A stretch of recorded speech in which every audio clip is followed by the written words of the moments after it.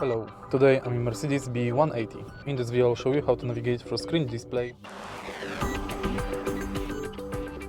In the beginning, take a look in the center of the car. Right here we've got this knob. Thanks to this knob we are going to navigate through screen display. You can twist this knob left and right, press it and push it downwards, bottom, left and right. Next we've got back button and favorite button. Take a look at the screen display. Right here you can find navigation, radio, media, telephone, vehicle.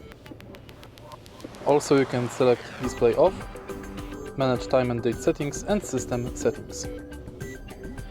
And that's basically it. If you find this video helpful, please leave like, comment and subscribe.